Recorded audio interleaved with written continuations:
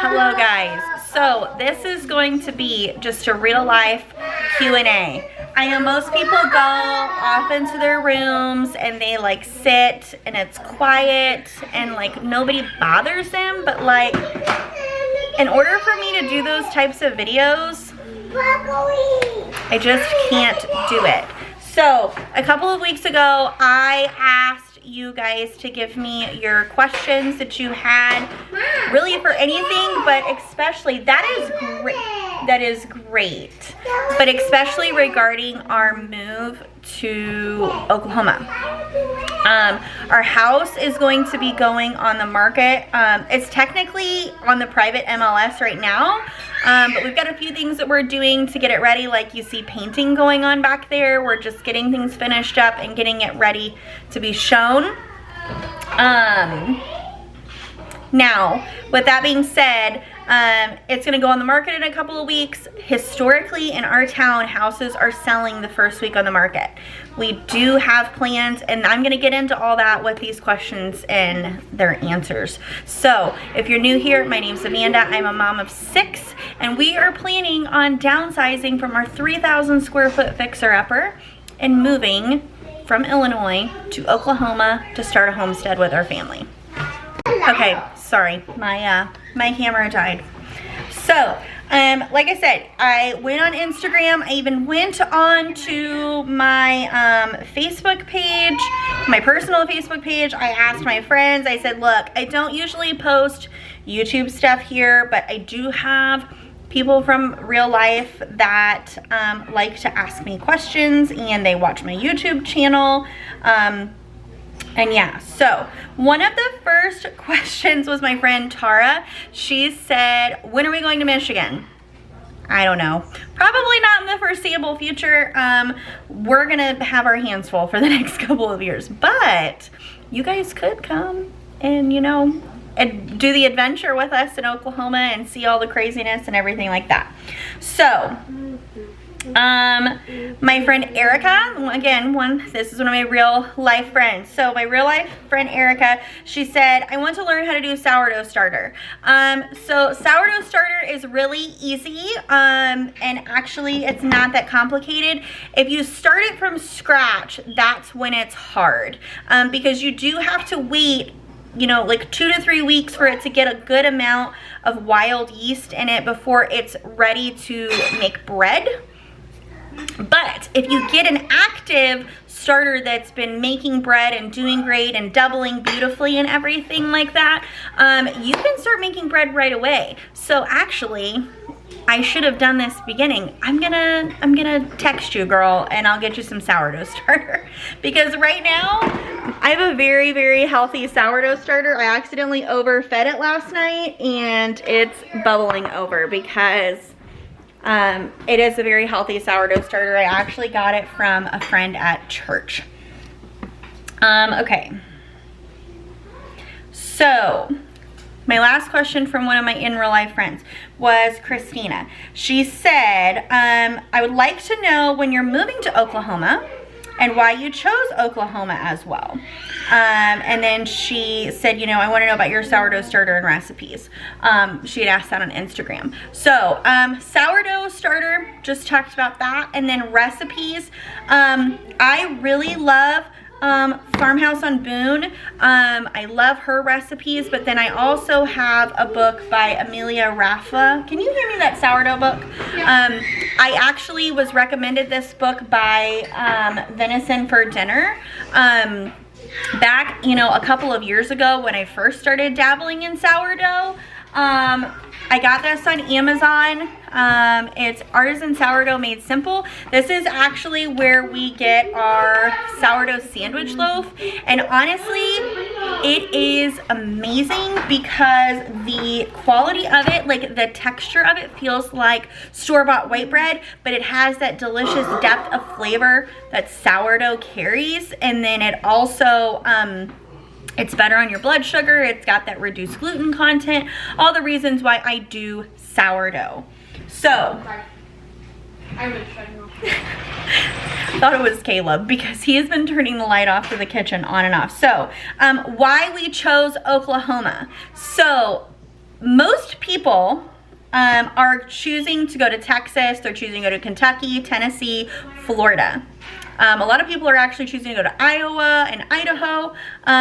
We don't want to go where a mass exodus of people have been. We want to go where there's a good community. We want to go where there's really good personal freedoms. That kind of says in and of itself. Low property taxes is obviously low cost of living. A lot of those states have had an increased cost of living, increased in property taxes and stuff because so many people have been moving there, and we just don't have that desire to go where there's been like a mass exodus of people. Our original plan was we actually wanted to move to Alaska, and we spent probably 6 months planning for going to Alaska. I'm talking, we had a notebook with information and everything in it. We were dead set on going to Alaska, but the Lord kind of kept putting barriers in front of us. It was just too complicated of a move. Things just weren't falling into place. We weren't able to find a house with acreage within our budget, and if we wanted to buy just acreage, where were we gonna live while we built a house? You know, it's not really suitable to do like an RV thing while we build a house. It was just not working out. And we had actually looked at the other states that we were willing to go to would be Idaho, Utah, I said Iowa, Utah, Oklahoma, and then Alaska, and then there was one more and I can't remember it off the top of my head right now.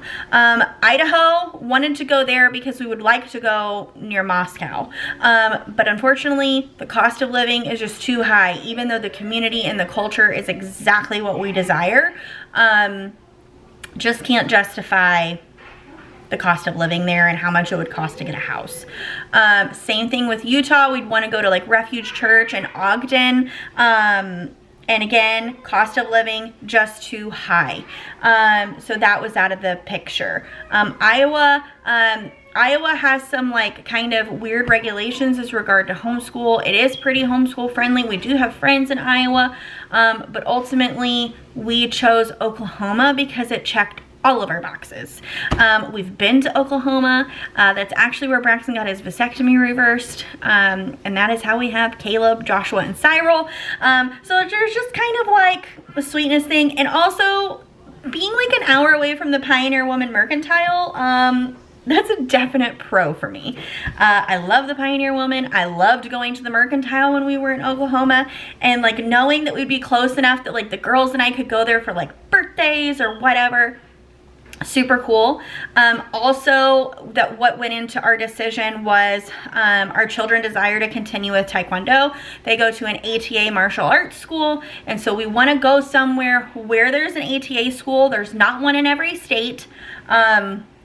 There is one in the area in Oklahoma. We're going to be in the surrounding Tulsa, Oklahoma area. We're not going to be in Tulsa, but we want to be within 50 minutes of around it because, you know, Caleb needs to go to speech therapy and all that type of stuff. So property taxes are really low there. We can get, you know, 10 to 20 acres of land for really cheap. And I'll go into that here in a minute. Okay, so the next question that I had, that was one that was asked a lot, was when are we moving? So the thing is that we don't really have a definite date. So we're mainly, our big focus is getting our house sold while the market is still really good.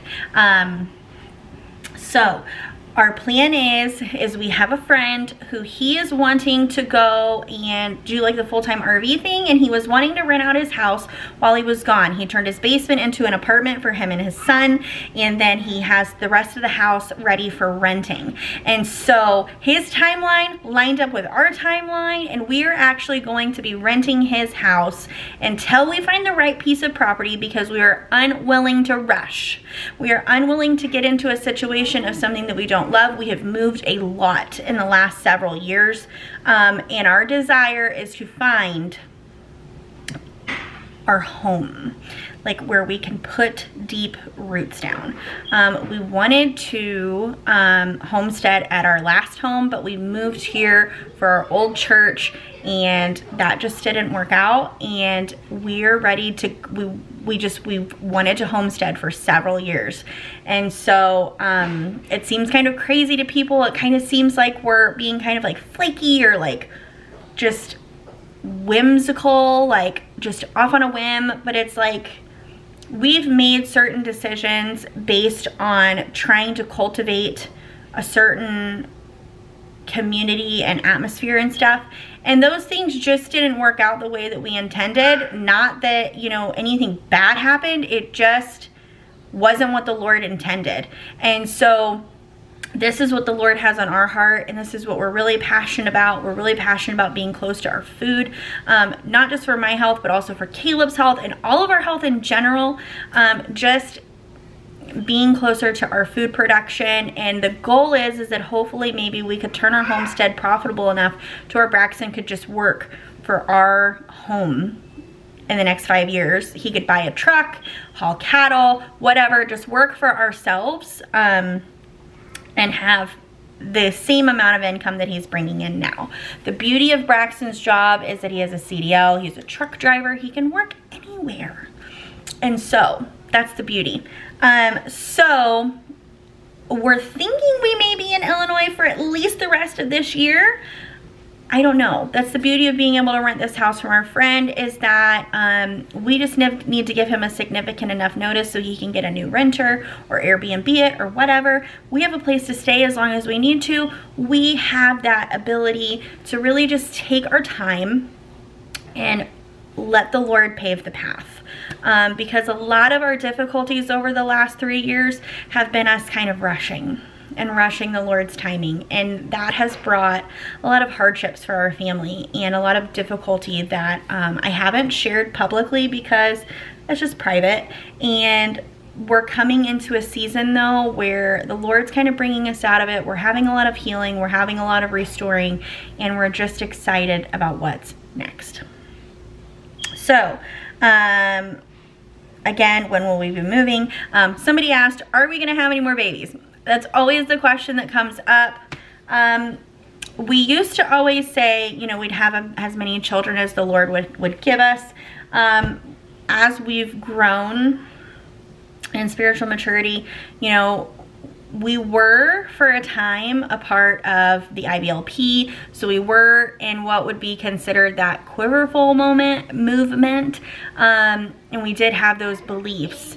But as we came out of IBLP, which we do still agree with some of the teaching from IBLP, we don't agree with all of it anymore. We know that there's been a lot of scandals that have come out of IBLP, a lot of hurts and everything like that. We weren't a part of it for a long time. We were only a part of it for like 3 or 4 years, like when we were newly converted.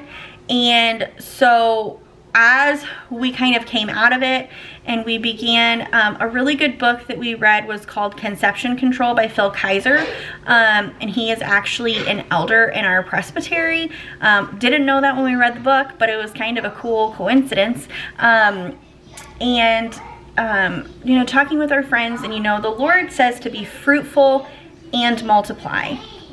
If you're not being fruitful with what you're multiplying, you're just doing one part of that verse. And so for us, we realized we really needed to pray more about when we were ready to add more children to our home. You know, assess, you know, are we being fruitful? Are we stewarding well? How's our family life? How's Harmony and everything? We added 3 boys to our home very quickly. We had 3 babies in 3 years, 4 years. Basically, it was like I was pregnant, and then I wasn't pregnant for like 6 or 7 months, and then I had a baby, and like we just did that back to back to back. That did a number on my health, and it's also just with Caleb having high needs. we need to be realistic about what we can handle. For right now, we do not feel like we are in a season where we want to add any more children to our family. We feel very content with where we are at. That is not to say that the Lord couldn't change our heart and our mind in a few years, you know. We are always willing to that prompting if the Lord would have that for us. But right now, no, we have no immediate plans to have any more babies right now. We have 3 boys in diapers. We need to get them all potty trained. Like, there's just a myriad of things. And so right now, the answer is no. That's not to say never. That's just to say not right now. That's something that we'll pray about. You know, Emmeline's 15. She'll be 18 before we know it. Who knows when she'll get married, and then maybe we'll be I mean, we could be realistically, if she got married at 18 like I did, and then had a baby as soon as I did, we could be grandparents within the next 5 years. That's just the reality. And so that's an exciting thought. We're not going to pressure her to get married early or anything like that, but there's definitely that ability to do that. So, okay. Sorry, I've got to kind of scroll through. A lot of them are, when are you moving? Why are you moving? Like, basically questions that I've already kind of sifted through. Okay, so how are things going with Caleb? This was also one that we got a lot. So if you do not know, Caleb is our 4-year-old boy, and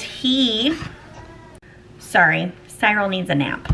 So Caleb is our 4-year-old son, and he has had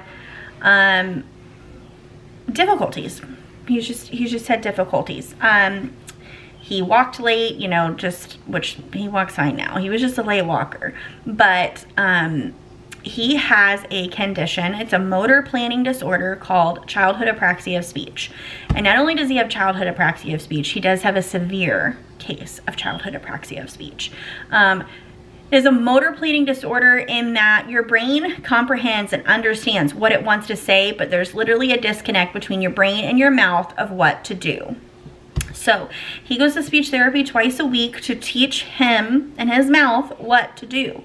Has he made as much strides as we had hoped? No. That's just the reality of the truth. It's really hard to know that he will be 5 years old in August and we've never heard a full sentence out of his mouth. You know, he'll say, yes, mama. You know, he communicates. He also has what we call his voice, which is an AAC device, and this is another way that he uses to communicate with us, and he works with his speech therapist with this, and you know, I don't know when Caleb will talk in full sentences. I don't know when I will ever hear him say the words, I love you.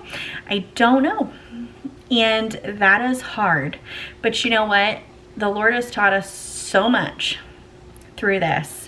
And I have learned that my desire to hear him tell me that he loves me, I go, Caleb, do you love mama? And he goes, yeah. And so that's good enough for me in this season of life. And so Caleb is a very expressive and loving and caring, cuddly bear. And I was actually just talking with his occupational therapist yesterday and his speech therapist about, we had kind of, when we pulled him out of preschool, because preschool, I liked it, but I didn't like it. There was definitely pros and cons to it, but him being away from me for 3 hours a day was really hard. Especially when your child isn't verbal. It's just really hard. His teachers were amazing. I know he had a great time. I don't think anything bad ever happened to him, but it's just one of those things. And I just wanted him to be home with mama.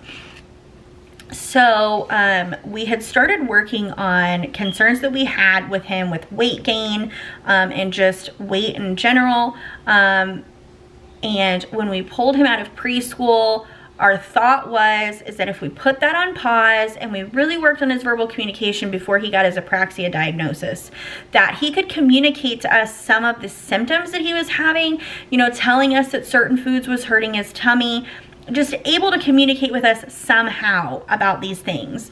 As we had Cyril, like I said, this kind of goes into that decision of, no, we don't want to have any babies right now.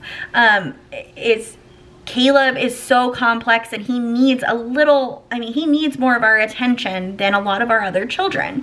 And so I got to a point where here recently I'm like, okay, I kind of came to terms with his diagnosis, what that means for our long-term prognosis.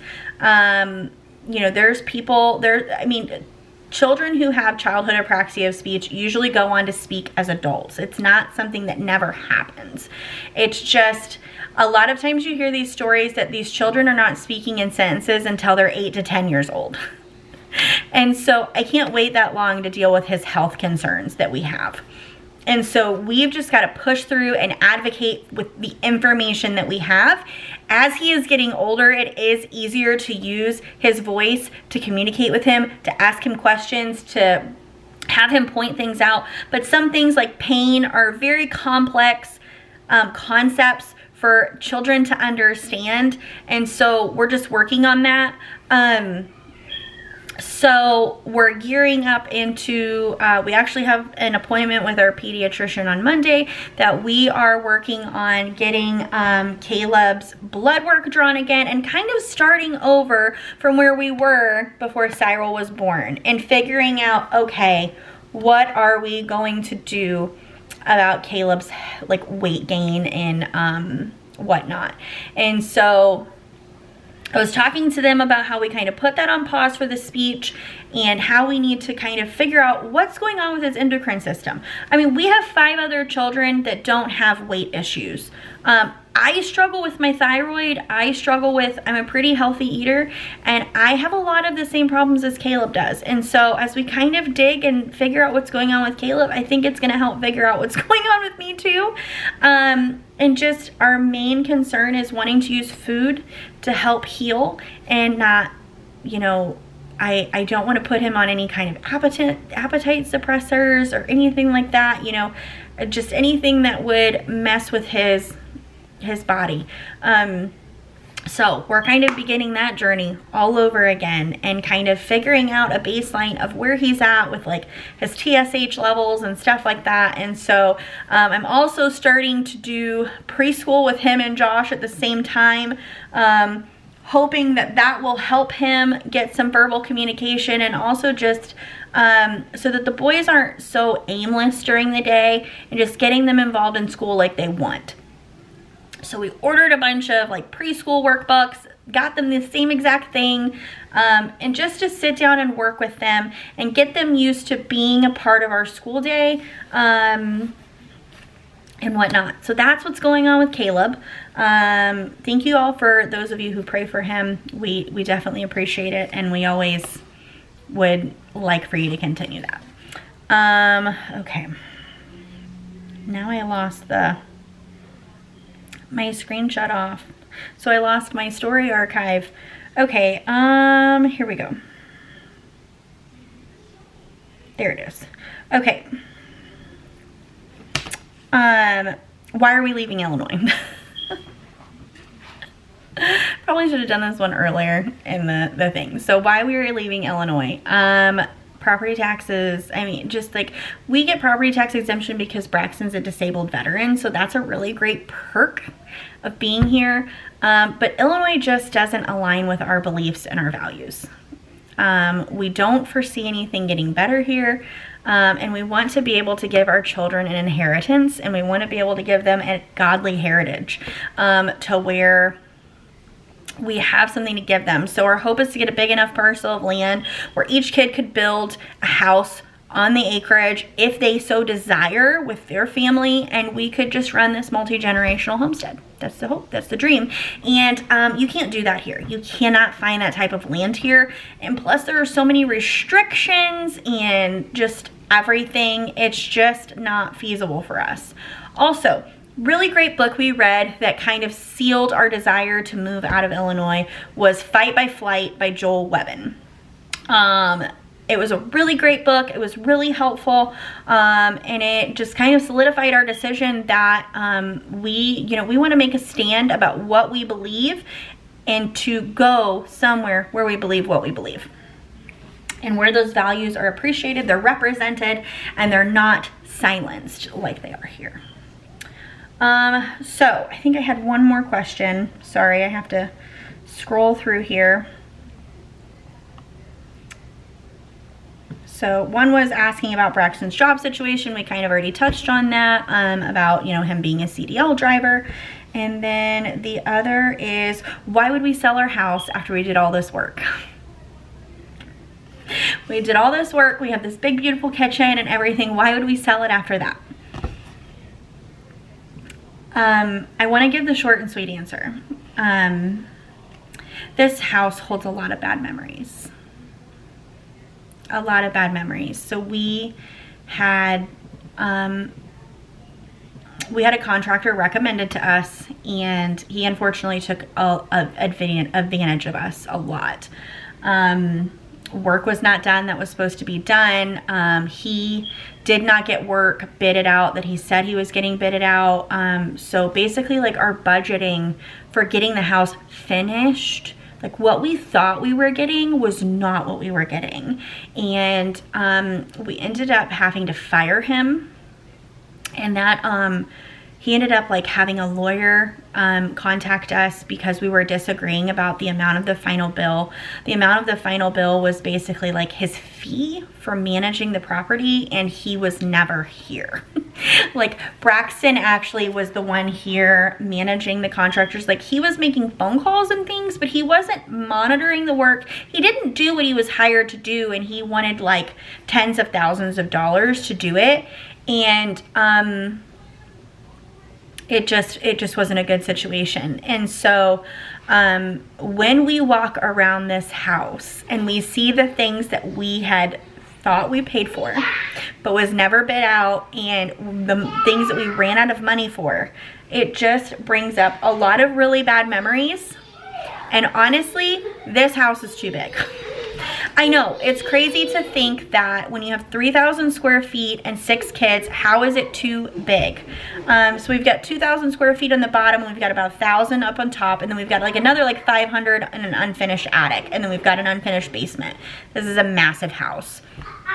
For a big family, that's like a dream to have like all this room and all these bedrooms and all these things. But what I've come to realize is that this house would have been perfect if we were a typical American family where everybody just hung out in their bedrooms all the time. We don't do that.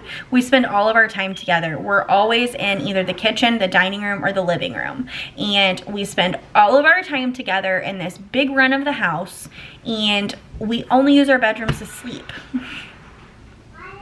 And so we have all this room and all this space that needs cleaned, and we don't even like use it. And so it's too much on me to manage, because I'm spending a majority of my day in the 2,000 square feet down here, and we manage this and we keep up with this, and then like upstairs kind of gets, I'm not up there hardly ever. And so I am really excited for somebody to be able to come in here and enjoy this house for what it should be enjoyed for all the hard work that was put into it, and they can have the memories that we wanted to have in it. To pass that blessing on to somebody, and for us to be able to close that chapter and just walk away from that season of life and just be like, because ultimately I do feel like the Lord did not originally want us to do this. I think that this is something that we forced, and I believe that the Lord allows us to do those things. I think he allows us to do things that aren't inside his prescribed will, so that we can learn our lesson and get back onto the path of his prescribed will. And I think we're doing that because I have so much peace. I have so much joy. I have so much more than I've had in the last couple of years. And I've been really depressed over the last couple of years. I've been really just struggling, and hadn't had a lot of people that I could talk to about it. And like I said, it's not something that we wanted to share publicly. And I am going to be so sad to lose my kitchen. That's it. Like, I love my kitchen. I spend so much time in here. I love my pantry. Like, I love everything about this area of the house. And I am going to be sad to walk away from that, because my husband and one of his really close friends put so much love and attention and detail, and one of my closest friends put so much love and care and attention and detail into designing it and to building it and to putting it together. And it has been the thing that kept me over the water, besides obviously the Lord, for the last 3 years, was the joy of knowing that this kitchen, we weren't swindled on it, we weren't taken advantage of on it, and we just were able to enjoy it. And we made so many memories in here, and it did exactly what Kelsey had designed it for. And so Jonathan, Kelsey, I'm so thankful to you guys for what you did in here, and the ability of that, what we were able to enjoy in this house was because of your guys' love for us. And so we're very thankful for that. And then obviously Braxton too. But we're just ready to move on and kind of give our kids some healing, because this has been hard for our kids too. And with that being said, the final question is, what are we going to do when we get to Oklahoma? Our hope and dream for the rest of this year is to look for a parcel of land. We have a realtor in Oklahoma that our realtor here in Illinois found, and she's amazing. And the hope and dream is that we'll find a parcel of land that's between 10 to 30 acres. 10 is totally doable for what we want to do. 20 would be ideal, 30 would be amazing, but price is obviously a thing. And so we actually had thought about doing this several years ago, and we had found this YouTube channel called Better Together Life, and we thought about doing this. And we were looking at actually just buying a house with a manufactured home on it. And you can find a house with you can find a manufactured home with 30 acres on it for $300,000 in Oklahoma. So easy. And so it's like, we could take the proceeds from our house, because we own our house completely. We cash flowed everything here. And so we have 100% equity in this house. And so we could take that equity that we're going to make and just put it towards a new house, and not have a huge mortgage, but probably have to carry at least $100,000 mortgage. And that's a totally doable option. And we were exploring that option and everything, but our desire to stay debt-free is really strong. So the plan is to get 10 to 30 acres of land in Oklahoma and build a shed house on it. So you just heard me talk about how this is way too big of a house, how it's too much to manage, and how our desire is to be outside, living off of our land, tending to animals. So we only need like 1,500 square feet, maybe even get down to 1,000. And that is where the Better Together Life channel has been really helpful for us, because they've did it, and they shared how much it cost, and they shared their floor plan and everything, and it makes it completely doable and understandable. The big questions is like how we will do it when we get the land, we get the shed there, because we're obviously going to have to finish it out. We're going to have to get the plumbing and the electrical put in, and we're going to have to do this whole process kind of again, except for it'll be on such a smaller scale. And we will do most of it ourselves, because we wound up having to do most of it ourselves here anyway. And so that's what we're going to do, is we're going to build a shed to house with, we want to do like a 16, so Better Together Life did like a 16 by 48, I think they did. And we want to do like maybe a 50-foot, maybe a little bit longer, to kind of get a little more square footage to build in a pantry. I talked with Kelly from Better Together Life, and I talked to her about like, what are you using for pantry storage? And they actually did like a shed to studio, and she said she uses a lot of that and stuff. And so I love that they have an outdoor laundry room on their back patio. So they added like another 1,000 square feet by having a front and back patio. And that's definitely our plan too. Because if we're having this homestead, the reality is that we're gonna wanna be inside when we're eating, when we're doing school. But most of the time we're gonna wanna be outside unless it's like really cold and really rainy and whatnot. So if we're spending all of our time together in, our living room and our dining room and our kitchen, we can totally make that space work. So we're working right now on downsizing, getting rid of things that we don't absolutely love, use, and utilize all the time. And that's the plan. And my hope this time, I wanted to do this last time, I wanted to document our fixer-upper here, but things went really south really fast, and it was really depressing, and I cried a lot, and I wasn't in a space to document it, and it wasn't something that I really wanted to go back and watch. So I didn't document a lot of this. And so I want to document what we do next. I want to document us selling the house. I want to document us downsizing. I want to document us, moving into the rental. I want to do it all. And I'm debating on whether doing a second channel for that or not. Yeah. So that's what's going on here, and those are your questions and answers answered. So if you have more questions, and if this spurred on more questions, drop them in the comments and I'll do another one of these. So in the meantime though, if you're not following me on Instagram, I'll put the handle down below. You guys can always message me and reach out to me there and ask me questions.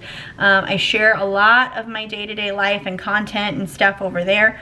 And with that being said, thanks for joining me for this.